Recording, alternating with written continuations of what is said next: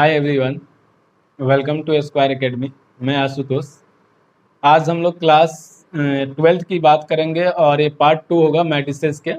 Part 1 में मैंने आप लोगों को मैट्रिक्स क्या होता है और यानी हिंदी में बात करें तो आव्यूह किसे कहते हैं, आव्यूह की कोटि, आव्यूह की अवयवों की संख्या और आव्यूह को रिप्रेजेंट कैसे करते हैं, ये सारी चीज़ें मैंने फर्स्ट वीडियो में आप लोगों को बता रखा है। यदि आप वीडियो नहीं देखे हैं तो उसको ज़रूर देखिएगा, तब इस वीडियो को आप देखेंगे तो 100% आपको हर चीज़ें समझ में आएगी।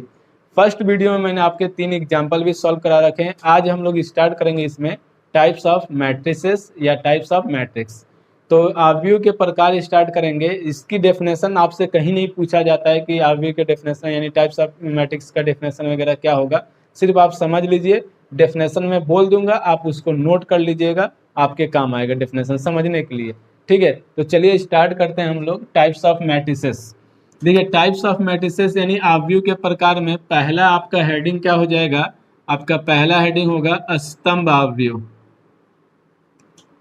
स्तंभ आव्यूह जिसको इंग्लिश में बोलते हैं कॉलम मैट्रिक्स। कॉलम मैट्रिक्स ये हो जाएगा आपका स्तंभ आव्यूह। ध्यान दीजिएगा। अब देखिए, आपसे कोई भी पूछेगा कॉलम मैट्रिक्स किसे कहते हैं, तो आप एक चीज ध्यान रखिए, कॉलम मैट्रिक्स किसे कहते हैं जिसमें लिखेंगे एक ऐसा आव्यूह, एक ऐसा आव्यूह, ऐसा आव्यूह जिसमें केवल एक स्तंभ हो, केवल एक स्तंभ हो, उसे स्तंभ आव्यूह कहते हैं, उसे स्तंभ आव्यूह कहते हैं, आव्यूह कहते हैं। ठीक, इसे A equal to matrix Aij m×1 से लिखते हैं, यही आपके लिए इम्पोर्टेंट है। बस देखिए, स्तंभ आव्यूह आपसे कोई पूछेगा तो आप क्या बताएंगे, जिसमें केवल एक स्तंभ है उसे स्तंभ आव्यूह कहते हैं। सिंपल है, आपको याद कुछ भी नहीं करना है, बस आपको ध्यान ये रखना है, क्या याद रखना है कि केवल एक स्तंभ होगा उसी को हम लोग स्तंभ आव्यूह कहते हैं। पंक्तियों की संख्या कितनी भी हो सकती है, इसीलिए मैंने यहाँ पे m×1 लिखा है। 1 का मतलब है यहाँ पे n होता है, n स्तंभों की संख्या यहाँ पे डिफाइंड है कि 1 होता है, तो इसलिए वो 1 हो गया। लेकिन m क्या है, पंक्तियों की संख्या जो कि डिफाइंड नहीं है, वो कितने हो सकते हैं, तो इसी को हम लोग क्या कहेंगे, स्तंभ आव्यूह कहेंगे। जैसे में एक एग्जाम्पल समझते हैं, ध्यान दीजिएगा आप लोग। जैसे a इक्वल टू स्तंभ आव्यूह के एक यहाँ पे हम लोग एग्जाम्पल देखते थे कि स्तंभ का मतलब क्या था, जो ऊर्ध्वाधर हो, तो इस प्रकार से हम नंबर लिखते आ जाएंगे, उसी को क्या कहेंगे, स्तंभ आव्यूह कहेंगे। जैसे कि हमने लिखा 1 या 2 3 4, तो इसको आप क्या कहेंगे, ये स्तंभ आव्यूह। कैसे पता चला, तो काउंट कीजिए, इसमें स्तंभ एक है लेकिन पंक्ति कितनी है, 1 2 3, 3 पंक्ति है, तो यानी कि 3 × स्तंभ कितने हैं, 1 है, तो इसी को हम लोग क्या कहेंगे, स्तंभ आव्यूह कहेंगे।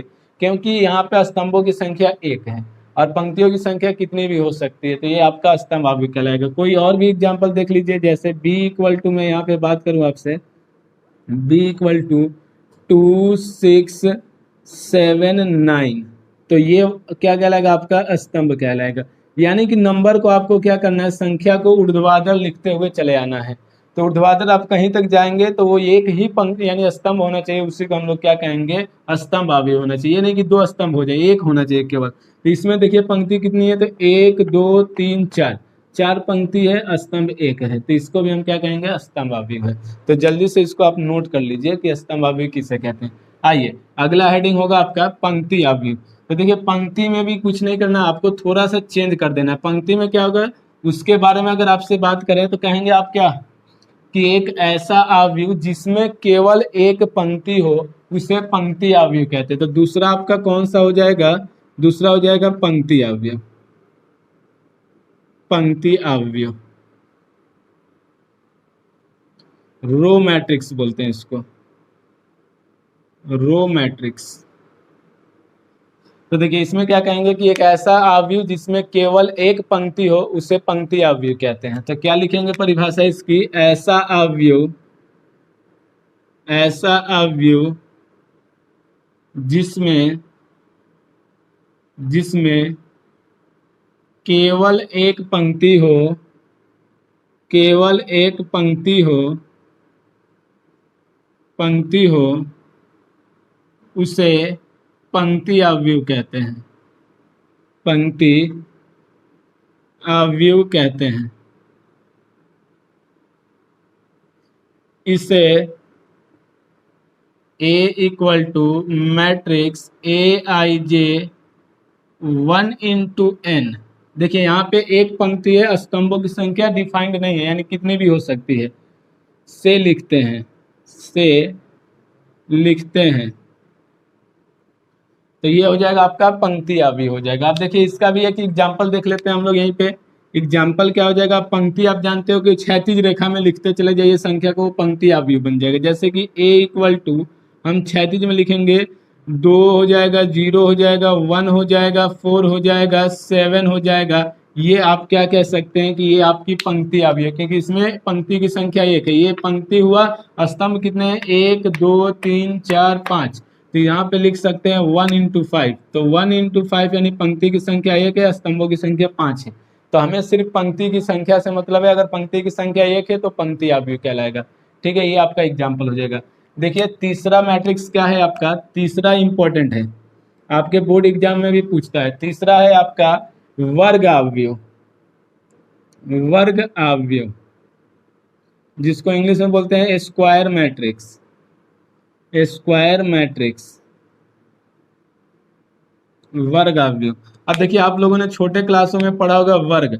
वर्ग में क्या पढ़ा है आपने कि वर्ग किसे कहते हैं, तो आप जानते हैं कि वर्ग किस प्रत्येक भुजाएं क्या होती है, समान होती है, उसे वर्ग कहते हैं।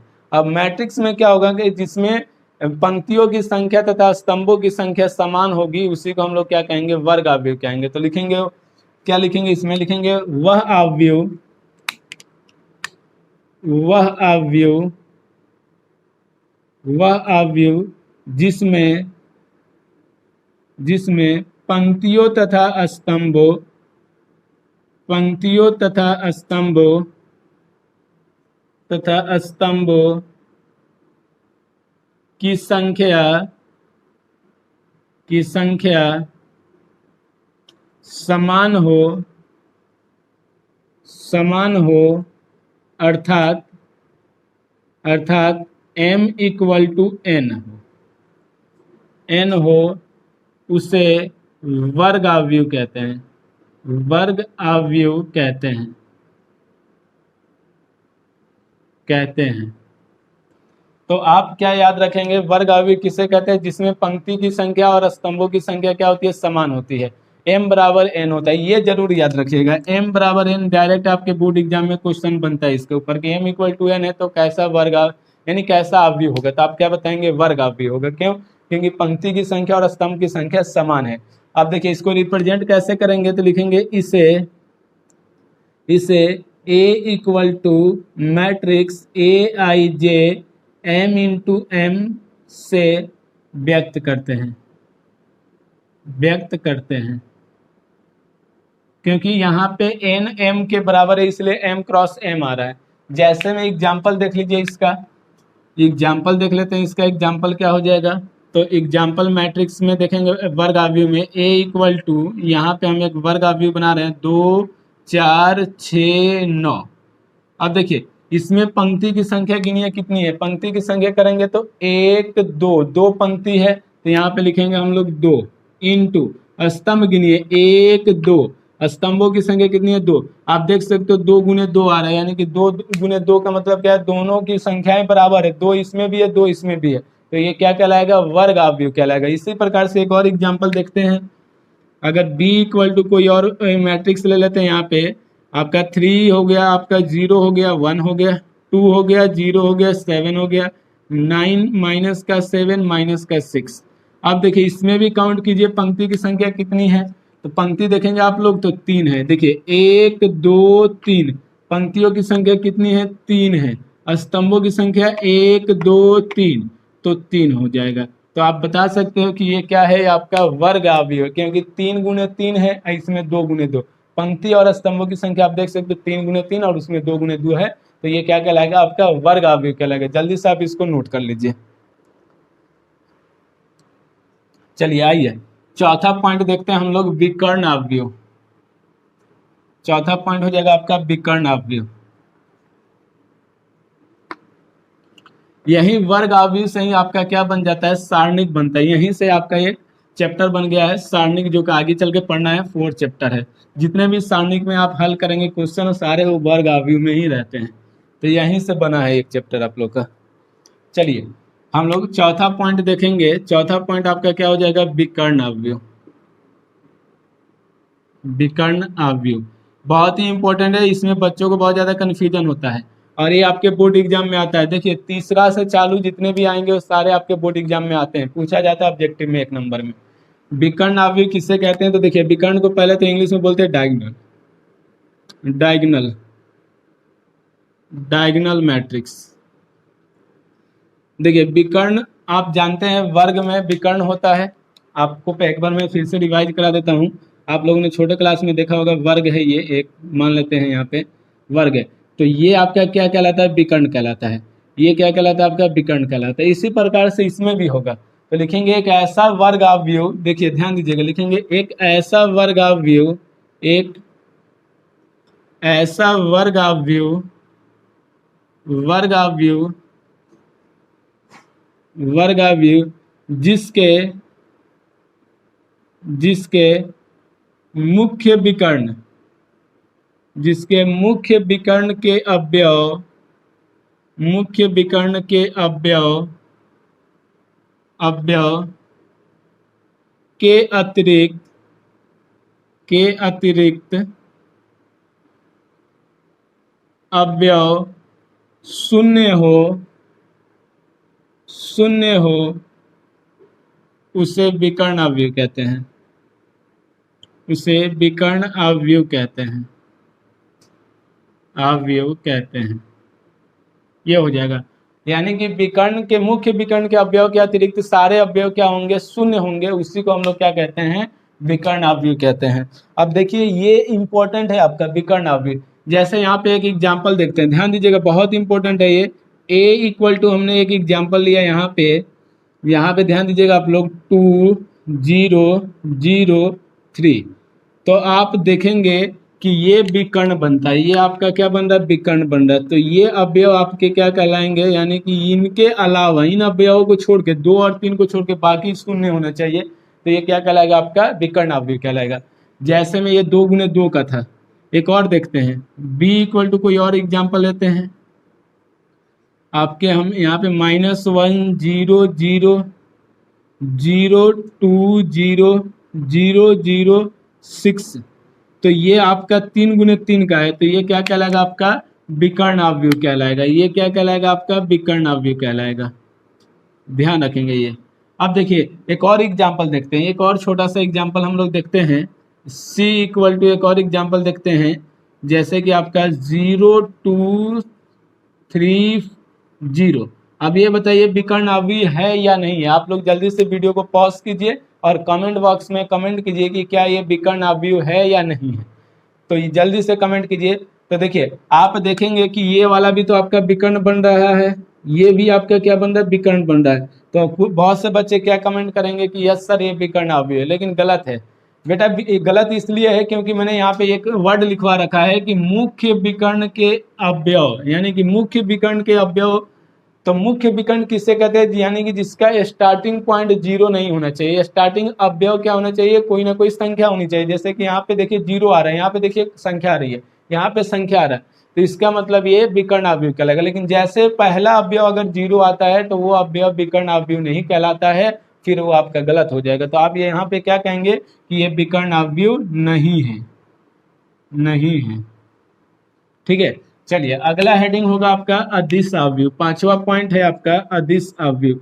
इसको इसलिए नहीं रफ कर रहे हैं क्योंकि इसी से रिलेटेड है। लिखेंगे अदिश अवयव। सारे टॉपिक में एनसीईआरटी बुक का ही यहाँ पे सॉल्व करा रहा हूँ, आप लोग को लिखवा रहा हूँ।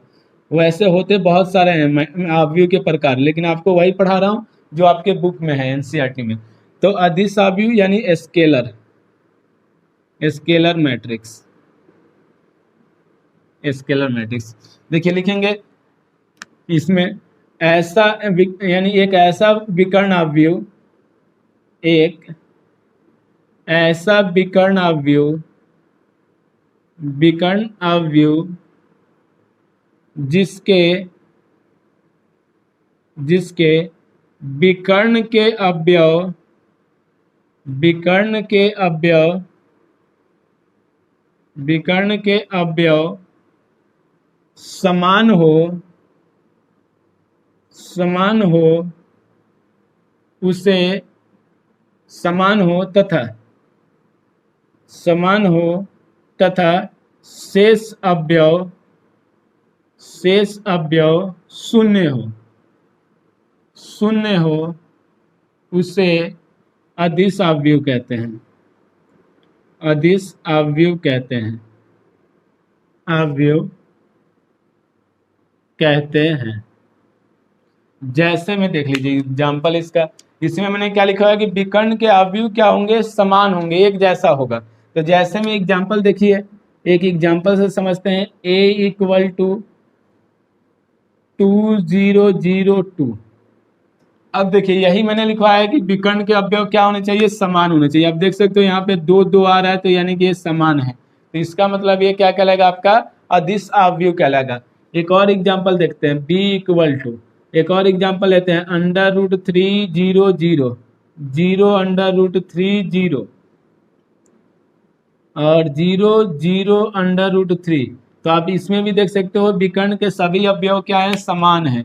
विकर्ण के जितने भी अवयव हैं वो सारे क्या है, समान है, तो इसको क्या कहेंगे, अदिश अवयव। लेकिन इसमें आपने क्या देखा, दोनों में अंतर आपको यहाँ पे पता चल रहा है। इसमें विकर्ण के अवयव अलग अलग हो सकते हैं, लेकिन इसके विकर्ण के अवयव समान होने चाहिए, उसी को अदिश अवयव कहते हैं। और विकर्ण वाला अवयव किसको कहते हैं, जिसके विकर्ण का अवयव कुछ भी हो सकता है, लेकिन वो अलग अलग हो सकते हैं, उसको हम लोग विकर्ण कहेंगे। और अदिश में क्या होगा, समान होगा, उसी को हम लोग अदिश अवयव कहते हैं। ठीक है, इस चीज को ध्यान रखेंगे आप लोग। एक अभी आप लोग का अवयव है, एक अभी आप लोग का अवयव है। चलिए 5वां पॉइंट हुआ है, इसके बाद अगला पॉइंट आप लोग का हो जाएगा तत्समक अवयव।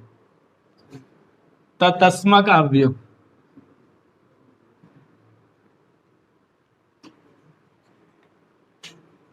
चलिए जल्दी से हम लोग तत्समक अवयव देखते हैं। ये वाला भी इंपॉर्टेंट है, तत्समक। ये हो जाएगा आपका 6ठा पॉइंट, 6 पॉइंट हो जाएगा तत्समक। तत्समक, तत्समक या इकाई, इकाई अवयव, इकाई अवयव इंग्लिश में बोलते हैं आइडेंटिटी मैट्रिक्स, और करके लिख सकते हैं यूनिट मैट्रिक्स, यूनिट मैट्रिक्स। देखिए इकाई अवयव या तत्समक अवयव किसे कहते हैं, तो नाम से ही पता चला, इकाई का मतलब जिसके विकर्ण के अवयव एक हो। ठीक है, तो लिखेंगे ऐसा अवयव, देखिए परिभाषा नहीं पूछा जाएगा, लिख दे रहे हैं हम, आप लिख लीजिएगा। ऐसा अवयव, अवयव जिसके जिसके विकर्ण के अवयव, विकर्ण के अवयव केवल एक हो, केवल एक हो, उसे उसे तत्समक अवयव कहते हैं, उसे तत्समक अवयव या इकाई अवयव कहते हैं, या इकाई अवयव कहते हैं, अवयव कहते हैं। देखिए इससे इम्पोर्टेंट है, ये आपको याद रखना पड़ेगा, हर जगह काम आएगा। आगे चल के 4th चैप्टर में भी इसका यूज है। ये वाला बहुत इंपॉर्टेंट है, 6 वाला। इसे आई से व्यक्त करते हैं, कैपिटल आई से, इसे आई से व्यक्त करते हैं, व्यक्त करते हैं। आइए, आई = 2 इसका वैल्यू होता है, तत्समक अवयव का दोनों आपको याद होने चाहिए। आई = एक होता है आपका 1001, ये हो जाएगा। ये 2 गुने 2 कोटि के लिए होता है। और एक होता है I इक्वल टू आपका 1 0 0 0 1 0 0 0 1। तो ये आपका हो जाता है 3 गुने 3 कोटि का। तो कहीं कहीं पे आपका डायरेक्ट क्वेश्चन एग्जाम में इस प्रकार से लिख के आ जाता है I2 का मतलब यही है। और I3 के लिख के आएगा तब भी आपका मतलब ये है कि 3 गुने 3 कोटि का कह रहा है। तो ये आपका तत्समक है। एक है आपका शून्य अवयव, 7वां पॉइंट एनसीईआरटी बुक में देखेंगे तो शून्य अवयव, शून्य अवयव जिसे बोलते हैं इंग्लिश में जीरो मैट्रिक्स या null matrix. Zero matrix, zero matrix या नल मैट्रिक्स इसको बोलते हैं। देखिए शून्य अवयव किसे कहते हैं, तो ऐसा अवयव जिसके प्रत्येक अवयव शून्य हो। तो क्या कहेंगे, ऐसा अवयव, ऐसा अवयव जिसके प्रत्येक अवयव, जिसके प्रत्येक अवयव, प्रत्येक अवयव शून्य हो, शून्य हो, उसे शून्य अवयव कहते हैं, अवयव कहते हैं।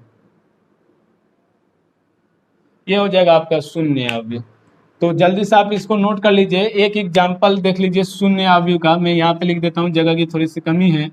a इक्वल टू 0, इसे o से व्यक्त करते हैं, ध्यान रखिए, इसे o से व्यक्त करते हैं, o से व्यक्त करते हैं, व्यक्त करते हैं।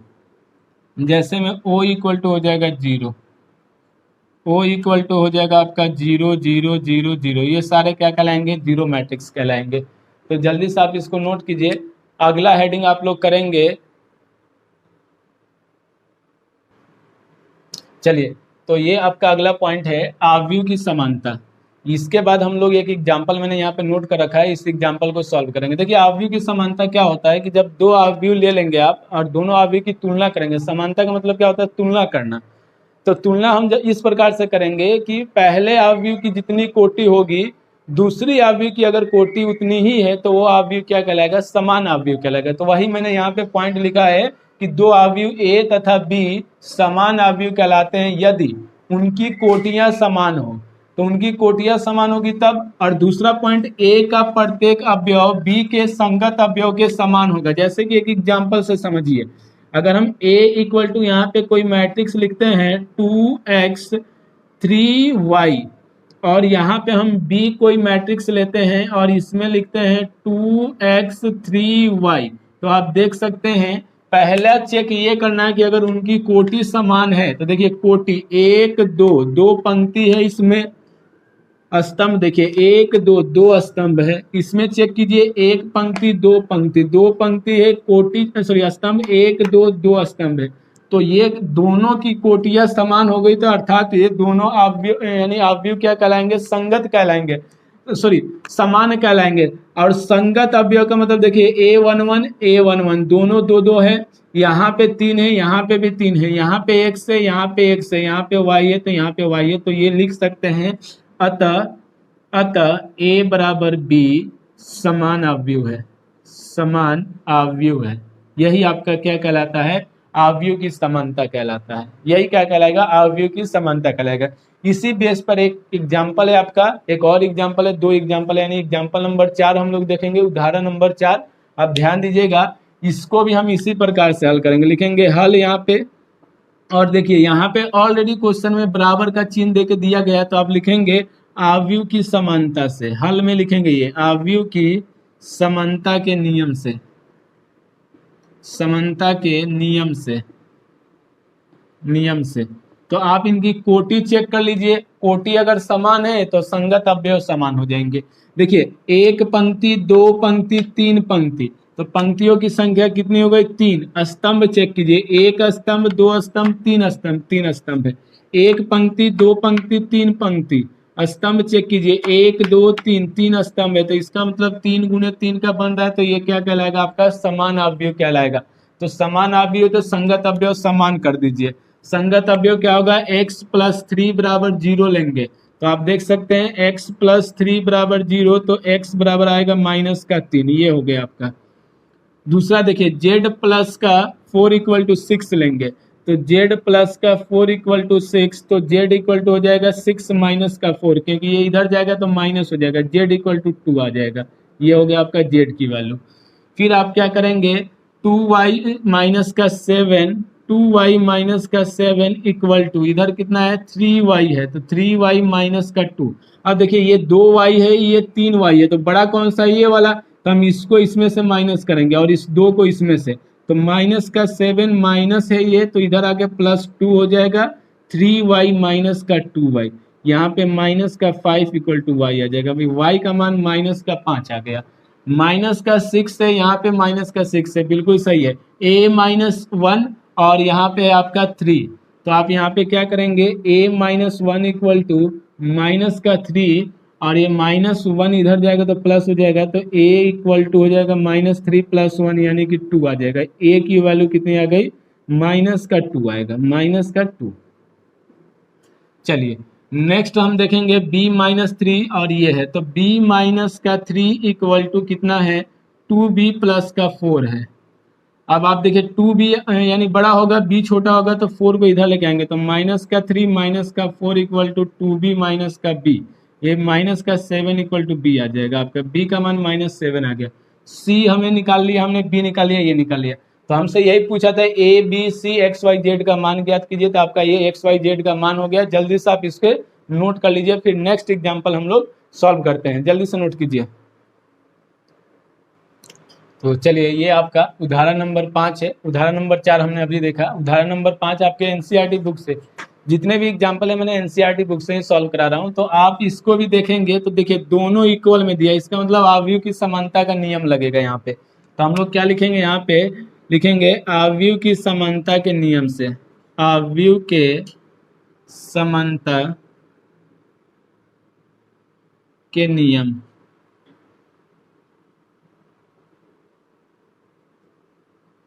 अब देखिए इसमें आप चेक कर लीजिए, 1 2 2 पंक्ति है, 1 2 2 स्तंभ है, यानी कि 2 × 2 का है।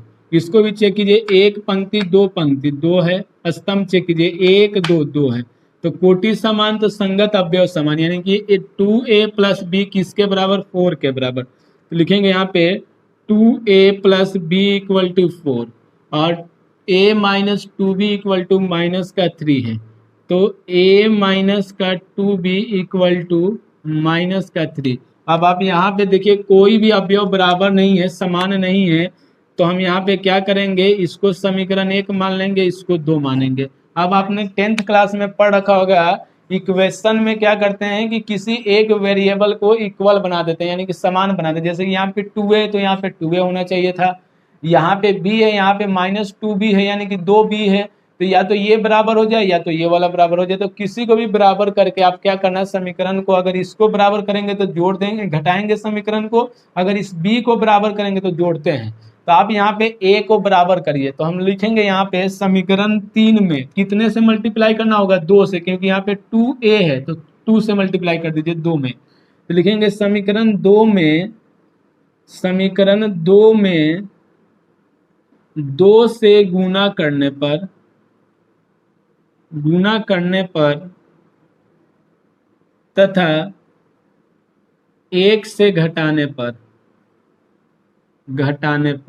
देखिए 2 से गुणा कीजिए इसमें और 1 में से घटा दीजिए, समीकरण 1 से घटा देंगे, तो 1 से घटाने पर यानी समीकरण 1 से, तो हम यहाँ पे लिखेंगे 2a + का b = 4। अब इसमें 2 से गुणा करके लिखिए, 2a हो जाएगा, ये हो जाएगा -4b, क्योंकि 2 से मल्टीप्लाई होगा 4 हो जाएगा, ये हो जाएगा -6। अब देखिए घटाने पर क्या होता है, समीकरण का चिन्ह बदल जाता है, तो चिन्ह बदल दीजिए। यहाँ पे क्या लग जाएगा, माइनस का, यहाँ पे माइनस है तो प्लस का चिन्ह लगेगा, यहाँ पे माइनस है तो प्लस का चिन्ह लग जाएगा, ये दोनों कैंसिल हो जाएंगे, ये हो जाएगा b और +4b, 5b हो जाएगा, 5b = कितना हो जाएगा 10, और देखिए 5 से 10 कैंसिल हो जाएगा 2 बार में, यानी कि ये आ जाएगा b = 2 आ गया। तो b का मान कितना आ जाएगा, 2 आ जाएगा आपका।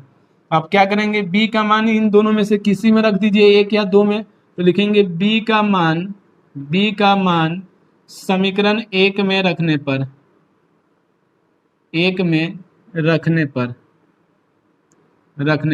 तो समीकरण 1 आपका कितना है, तो 2a plus B equal to 4 है। 2a प्लस बी का मान कितना है, 2 है, तो 2 इक्वल टू 4 हो जाएगा। 2a इक्वल टू हो जाएगा 4 माइनस 2, तो 2a इक्वल टू 2, 2 से 2 कैंसिल, तो a इक्वल टू 1 आ जाएगा। तो a का मान 1 और b का मान 2 आ गया।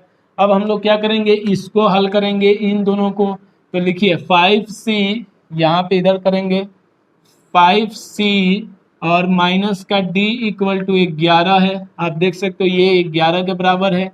और क्या है 4c और प्लस का 3d इक्वल टू कितना है, 24 है। ये समीकरण 3 हो जाएगा और ये आपका 4 हो जाएगा, क्योंकि 2 समीकरण हमने पहले ही मान रखा था। अब आप देखिए इसमें भी संतुलन वाला नियम लगाइए। तो संतुलन समीकरण को कैसे करते हैं, यहाँ पे 5c है, यहाँ पे 4c है, दोनों बराबर नहीं है। यहाँ पे माइनस का d है, यानी सिर्फ d है, और यहाँ पे 3d है, यानी कि इसमें 3 से मल्टीप्लाई कर दे तो इजी पड़ेगा। 3 से मल्टीप्लाई करेंगे तो ये दोनों बराबर हो जाएंगे, लेकिन इनके चिन्ह विपरीत है। तो चिन्ह अगर विपरीत रहता है तो समीकरण को जोड़ दिया जाता है, चिन्ह समान होता है तो घटा दिया जाता है। इसमें जैसे कि देखिए इन दोनों का चिन्ह समान था, ये 2a प्लस में है तो घटा दिए हैं, लेकिन इसमें देखिए d का मान माइनस में, ये प्लस में है, तो इसको जोड़ेंगे। तो यहाँ पे क्या लिखेंगे कि समीकरण 3 में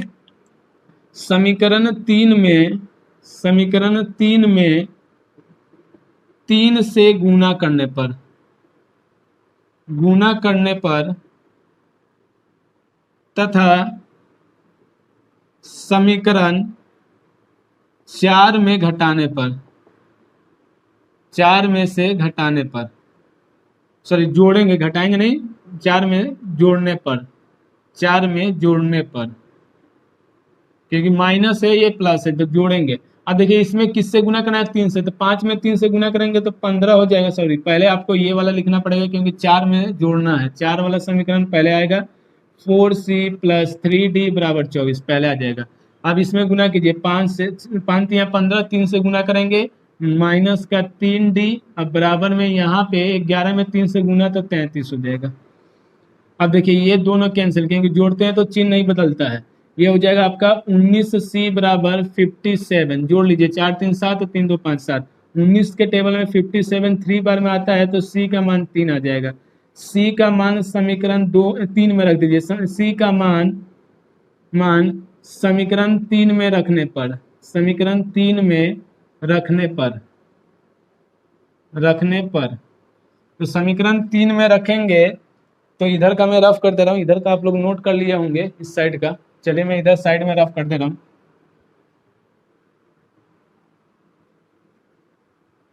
आइए, तो समीकरण 3 आपका ये है, तो लिखेंगे 5c माइनस का d इक्वल टू 11, 5c का मान है आपका 3 माइनस का d इक्वल टू 11, तो ये हो जाएगा 5 या 15 माइनस का d बराबर 11, और ये आपका क्या हो जाएगा, 11 को 15 में से माइनस कर दीजिए, और ये माइनस d है तो इधर लेके जाएंगे तो प्लस d बन जाएगा, यानी कि d बराबर 4 आ जाएगा। d का मान कितना आ जाएगा, 4। तो ये आपका आंसर हो जाएगा, और ये आपके एग्जाम्पल सॉल्व हो गए। तो आप जल्दी से इसको नोट कर लीजिए। चलिए, तो ओके गाइस, हम लोगों ने आज आपके टाइप्स ऑफ मैट्रिक्स पढ़ा, और 2 एग्जाम्पल थे आपके एनसीईआरटी बुक के, एग्जाम्पल 4 और एग्जाम्पल 5 सॉल्व किए हैं। नेक्स्ट वीडियो में हम लोग एक्सरसाइज 3.1 सॉल्व करेंगे।